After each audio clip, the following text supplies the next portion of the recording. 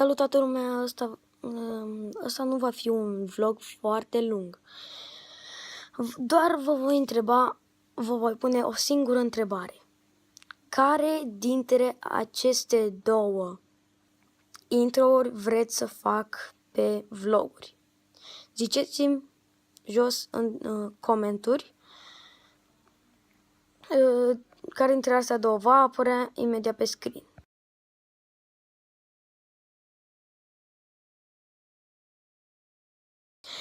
Sper că v-a plăcut. Ce să vă placă, a fost un video foarte scurt.